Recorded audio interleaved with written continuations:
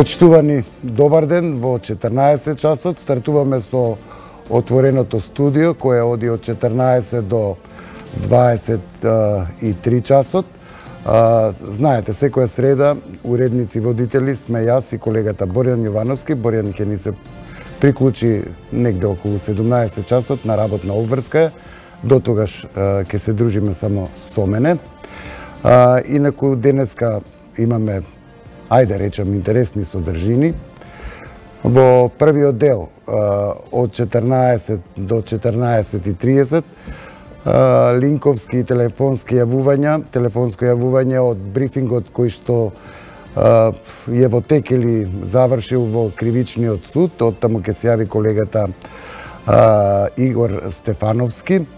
На линк ќе имаме Весна Велкова.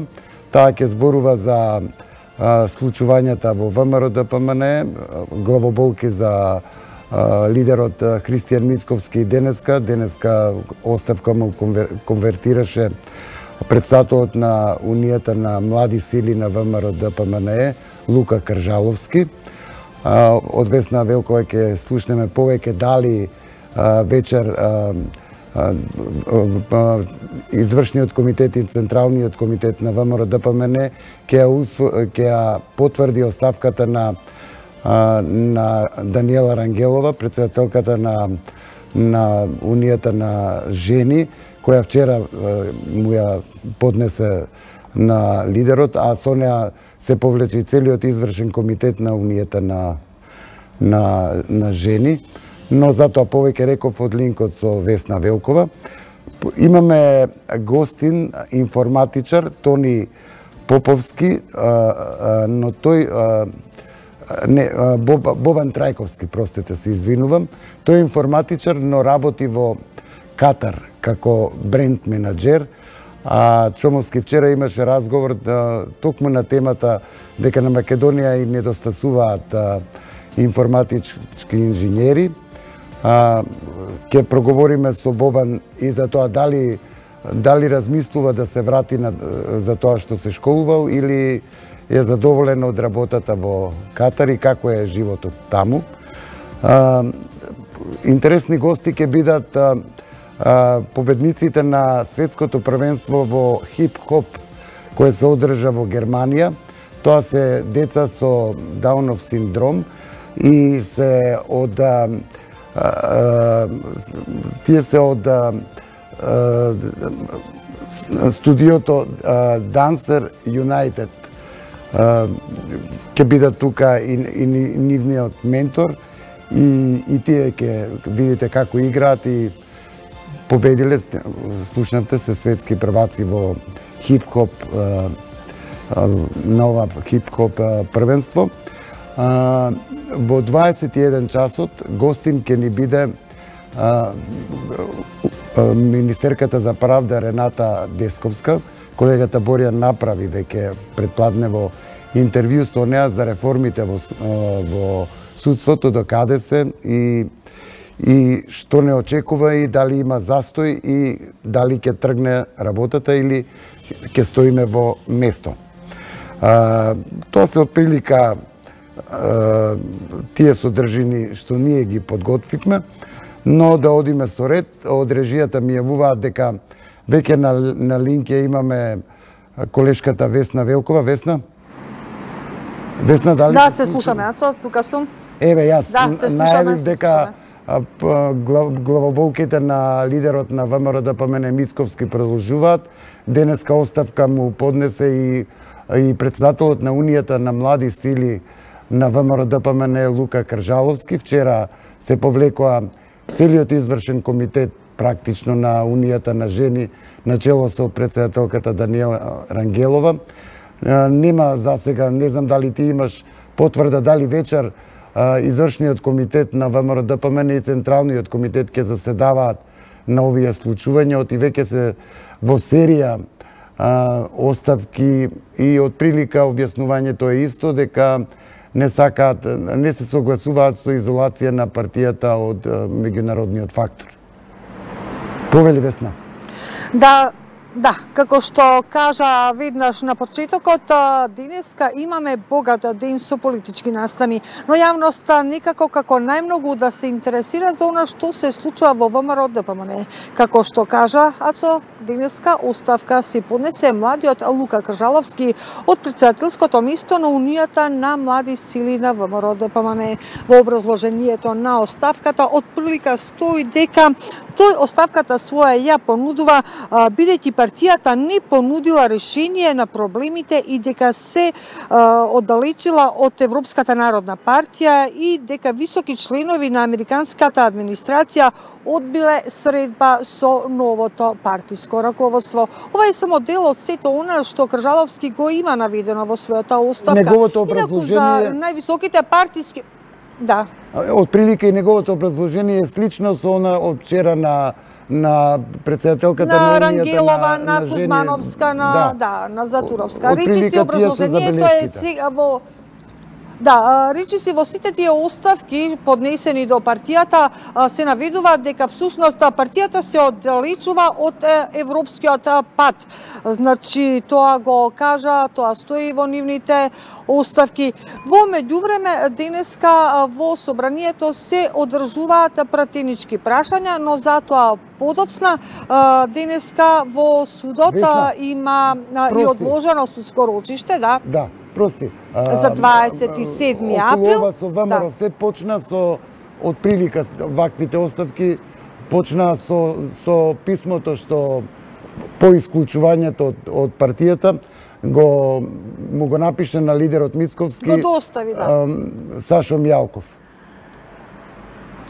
Така, овие оставки почнаа откако го имавме она писмо на поранешниот шеф на УБК Сашо Мијалков до лидерот на Мицковски, во кој имаше одредени обвинувања.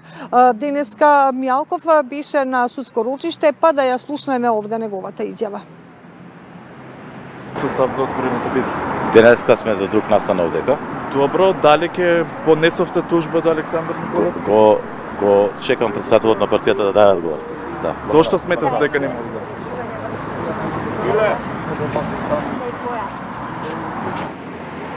да? Дека Мијалков го чека Мицковски да му одговори, Весна повели. Да, но Мицковски засега еве и по 2-3 дена од тоа писмо на Мијалков до Мицковски одговор од партијата засега нема. Како што веќе реков, богат ден политички со политички настани. Прости што ќе те прекинам. Да. Има ли најава дека вечерва е можен, имаше спекулации некој дека вечерва можно е да има извршен или централен комитет на ВМРО ДПМН за да се потврдат или отфрлат овие оставки? Неофицијално потврда, партиска потврда нема за ваков настан, но неофицијално во веќе се зборува дека вечерва партијата ќе има вакви состаноци за да ги потврди оставките на високите партиски функционери, односно на оние што веќе си побара оставка од своите функции, унијата на жени и оставката на младиот Кржаловски. Да, повели сега со другите информации што ги имаш. Да. Инаку денеска во владата се одржа пресконференција на вице-премиерот за европски прашања Бујар Османи. Во раката го имам планот 18, насловен како едно семејство, еден дом. Овде Османи ги образложи зошто и како и што има токму во овој план. Значи, тој најави дека има 4 клучни реформи од областа на владење на правото, согласно заклучоците на Советот на Европската Унија усвоени во јуни оваа година. Значи, првата реформа е правосудство, остварување на реформите, втората е реформи во безбедносните и разузнавачките служби, третата реформа е во јавната администрација и четвртата реформа е во областа на борбата против корупцијата и криминалот. Да го слушнеме овде Османи. Имплементацијата на договорот од Преспа представува една од најважните обврски превземена од наша страна и дозволете во оваа прилика да изразам особено задоволство што Собранието го даде првото зелено светло за пристапување кон уставните измени, што представува израз на зрелост на нашите политички представници во Собранието. Секако дека посакувавме поголема поддршка за овој историски чин, но процесот е на самиот почеток и јас сум убеден дека до неговиот финиш политичката поддршка и за договорот од Преспа ќе се зголемува, а ние како политичари ќе изградиме широк консензус и за сите останати прашања кои што се од надпартиски и надетнички интерес. А таков интерес е и поддршката за реформскиот процес, кој покрај политичките критериуми представува важна обврска за нас, дефинирана во извештаите на Европската комисија, но пред се во заклучоците на јунските самити на Европската Унија. Во оваа насока, уште по завршување на имплементацијскиот период на планот 369 и како негов континуитет, владата ја изготви драфт верзијата на планот 18, во која беа вметнати препораките од извештајот на Европската комисија, како и реформските обврски кои што произлегува од планот 369. Да, инаку Османи најави дека утре ќе лета за Атина и ќе има средба со колегата Катругалос, значи ќе лета по 12 години и ќе биде првиот патник кој на новата, односно возобновената линија Скопје-Атина. За сега толку студио. Ама тоа се, ти благодарам на телефонска линија веќе чека колегата Игор Стефановски. Игор, се слушаме ли? Дали го имаме Игор на линија? Тој се јавува... Да, Ордановски, јас сум на линија. Да, ти се јавуваш од Кривичниот суд, таму 13 часот беше закажан брифинг за новинарите, а претходно имаше судски рочишта кои според мои сознанија веќе се одложиле, повели со деталите. Така, ато во Кривичниот суд пред малку заврши брифингот со председателот на судот Иван Џолев.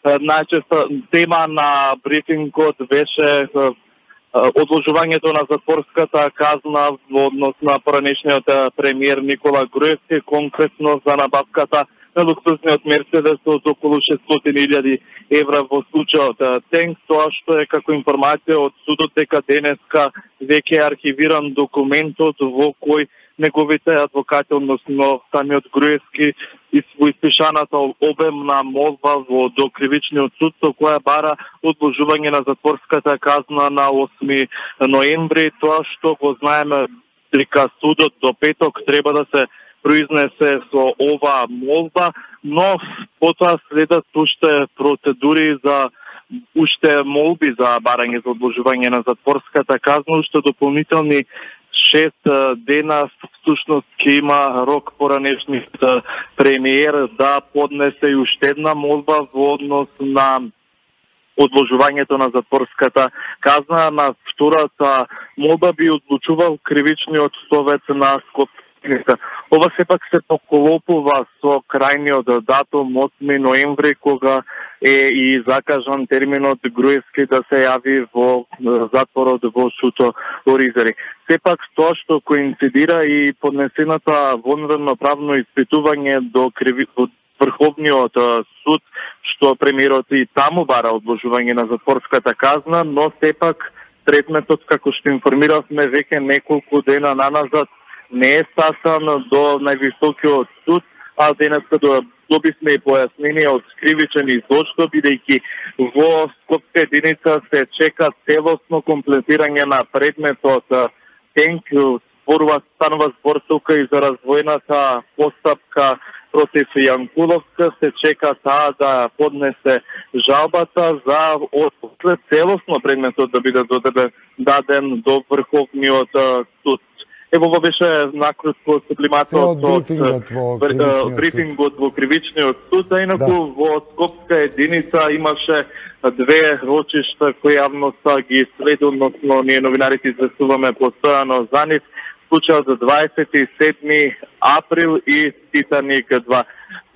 Случајот со крвавиот упад во законодавниот дом се одложи, бидејќи еден од обвинетите е болен, односно вчера му се слуши на судско Вчера се слушал неспести на судско рочиште и процесот продолжува до петока. Во меѓувреме судот ќе чека медицински документи. Во петок, односно за 2 дена, случајот 27 април продолжува со видео снимките од собранието. а Титаник 2 се одложи бидејќи обвинетите се уште не доставиле дополнителни листи на докази. Ова конкретно станува збор за обвинетиот поранешен член на ДЕК Бедрадин Ибраими, кој беше најгласен во судот по ова прашање. Меѓу другите, тука се и Мендух Сачи како поранешен, како актуелен председател на политичката партија ДПА. Игор, ти благодарам повеќе од детали од целиот брифинг и од се тоа што денеска се случуваше во Кривичниот суд, ќе го кажеш во вестите на 1 ТВ.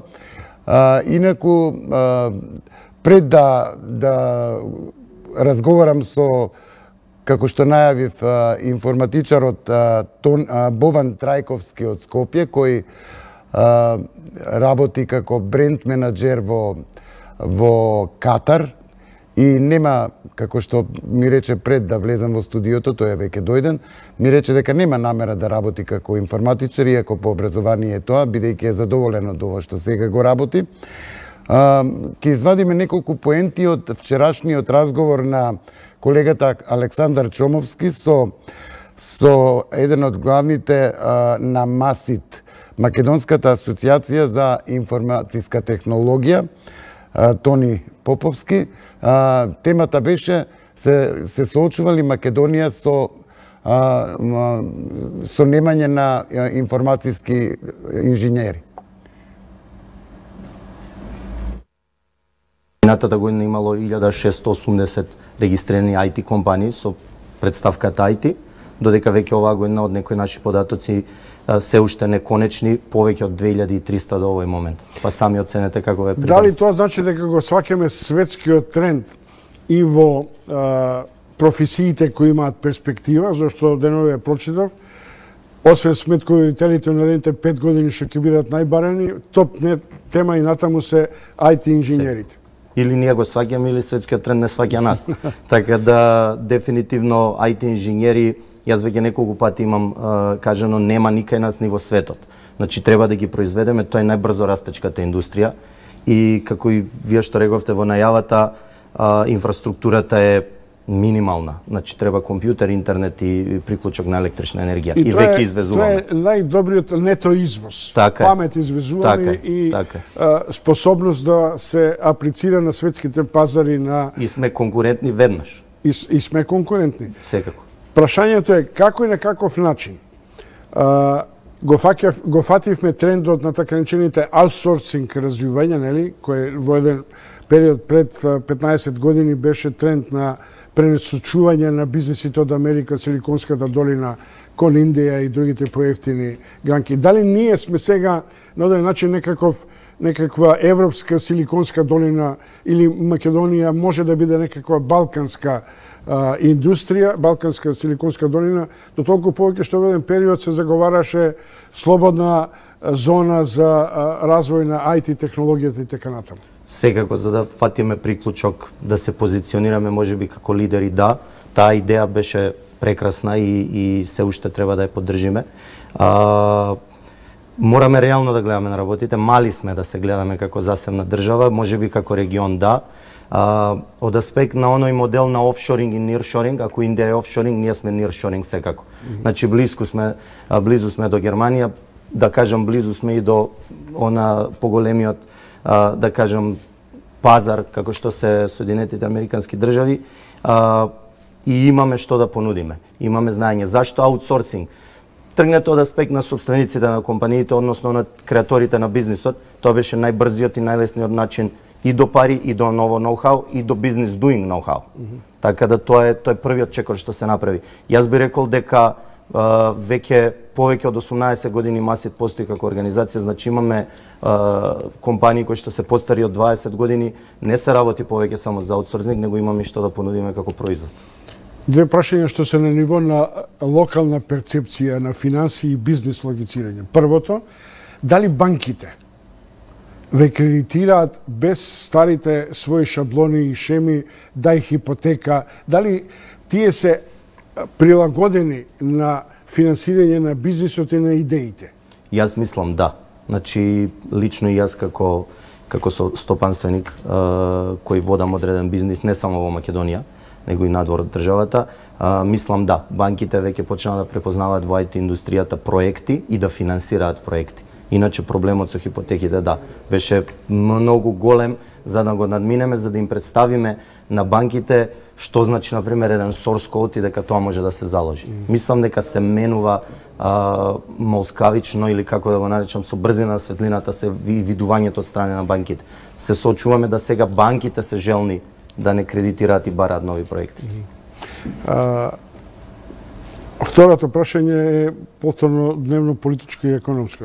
Се крена прашина околу оданочувањето. Ние во последно време и како комори, како компании, повеќе се бавиме со тој прогресивниот данок. За хонорарците имаше случувања, видовме што се случи, не би го тоа коментирал, али прогресивниот данок, каде што едноставно како став, како комора, како стопанственици, немаме ништо против тој модел на оданочување, не е ништо ново, веќе видено во светот и тоа во многу развиени општества.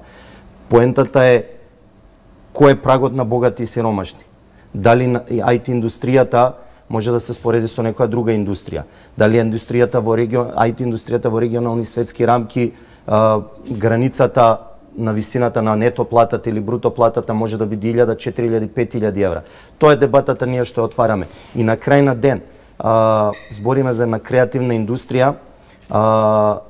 Луѓето не сакаат многу да бидат притискани, малтретирани на некој начин со такви теми. Тие едноставно сакаат да го сработат своето и тоа да го наплатат. И ние сакаме како комора, заедно со од друга страна, нели, институциите, да најдеме правиот начин како и државата да го оданочи тоа, а и луѓето да бидат задоволни. Мора да знаеме дека од Македонија моментално заминуваат најдобрите кадри. Тие што најлесно можат да се продадат и заминуваат главно тоа што го реков. За подобри градинки, подобри болници, подобро школство за своите деца и на крај социјалниот стрес. Само да не се доведеме во ситуација на автархичност, во желбата да ги задржиме, да мислиме дека сме ние само доволни, а луѓето сепак да бараат предизвик таму каде што е срцевината на новите технологии и новите знаења, да речем. Како вие функционирате во перцепцијата на новите знаења? Значи, нема да се доведеме во таква ситуација ако и ние создадеме платформа која што ќе им озважи и на младите и на постоечките компании да креираат нови знаења. 10 години наназад бевме како комора бевме заговарачи на технолошкиот парк, кој што мислам дека Македонија беше остана единствената која што го нема. Веќе се случува, би рекол, фала Богу, со поддршка и на Европската комисија, фондот за иновации го води тоа. Така да ќе се вратам повторно чекор назад, интервенција во школството и платформи кои што ќе направат терен каде што и старите, зрелите компании ќе можат да бараат нови идеи во стартапите, а стартапите ноу-хау во зрелите компании.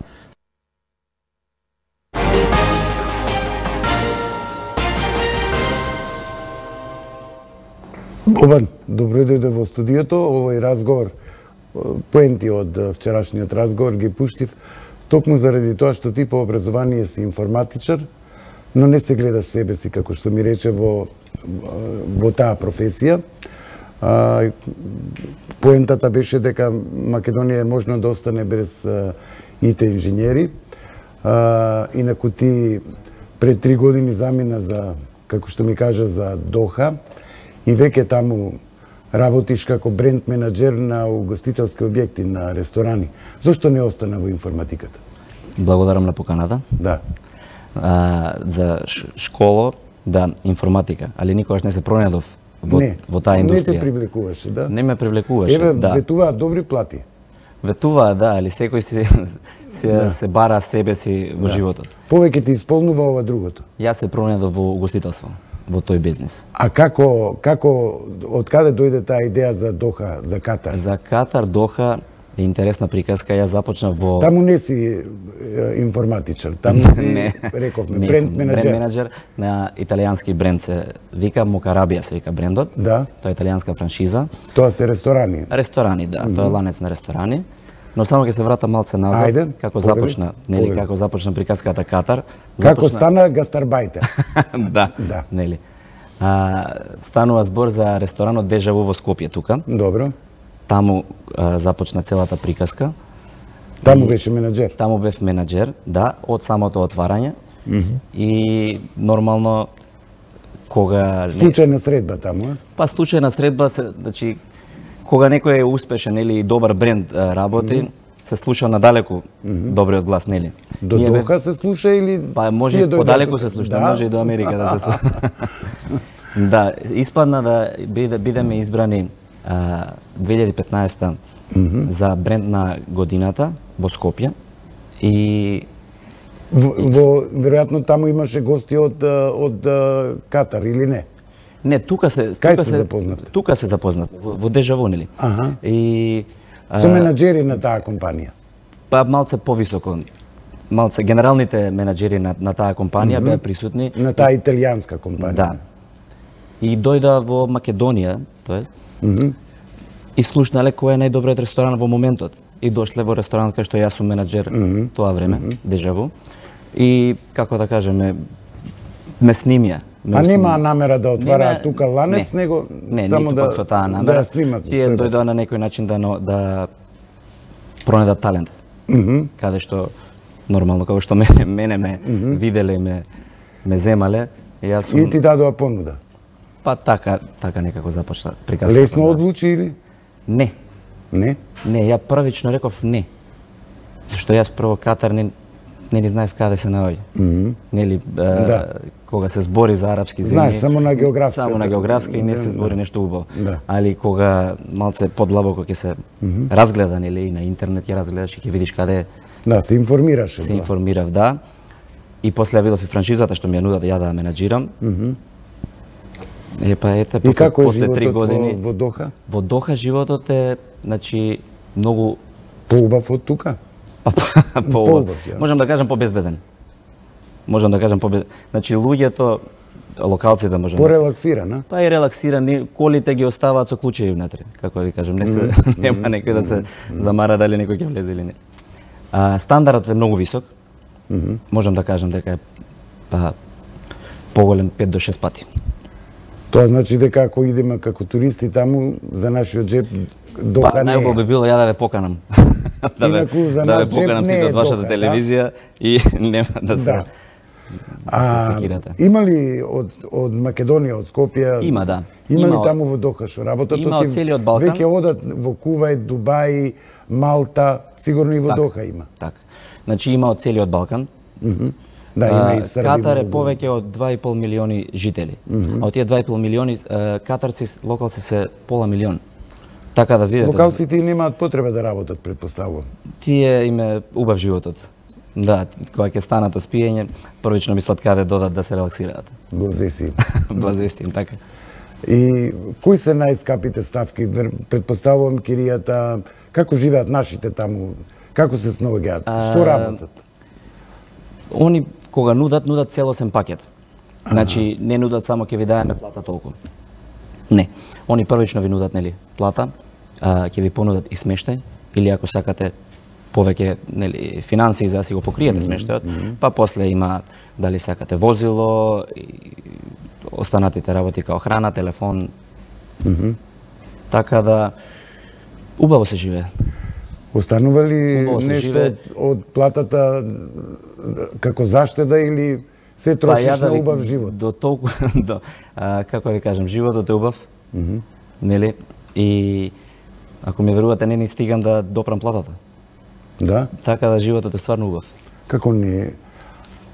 Има и одредени. Да допреш платата? Па, кога ќе ви кажам дека у сите ресторани... Бесплатно пример, да. А таа компанија има држи повеќе од еден ланец. Станува збор за повеќе од 10 ланци, каде што јас менаџирав еден ланец. А наши што работат таму во барови, во Многу ретко јас да запознам, нели, од Македонија. Се дружите ли или не? Па и тоа послабо. Сите имате ангажмани. Ангажманите се сепак високи, да. Да. Али од другите ресторани секако комуницирам и се дружам со менаџерите. Си повлекол ли ти некој од твоите другари таму или тоа? Па имам неколку повлечено таму. Да? И задоволни се они сега? Па задоволни се. Мислам дека ти донесе и фотографии од Доха. Не знам дали режијата може да ги за тие што ја немаат видено, бар да имаат некоја представа, Како е ноќниот живот таму, што може да видите. Ова е брендот всушност што ја го менаџирам, еден од рестораните. Станува збор за повеќе од 5. Ова е мојот тим, првичен што јас го менаџирав. Првиот тим ми беше околу на 20 луѓе, нели? Значи на овие си им шеф ти. Да. Вака ми започнува мене денот. Браво. Со едно италијанско еспресо. Браво. Нели? Браво. Ова е значи нашата презентација на храна и пијало. Како се тоа изгледа. Ова е малце познат десерт кај нас. Каква храна јадат? Италијанска или секаква храна јадат? Нашата е медитеранска. Локалните преферираат арапска, али знаат да пробаат и италијанска и француска, така да. Да, полека минутите ни истекуваат. Александар е веќе спремен на пултот за вести. Само да те прашам, ти тука уште колку остануваш па се враќаш назад? Колку ти даде одмор? Продолжен одмор, да ти кажам прво. Продолжен одмор до наредниот проект. Колку, што значи тоа? Па ќе видиме, у моментов сум измеѓу проекти, така да може утре ќе се вратам, може за недела дена ќе се вратам. Добро.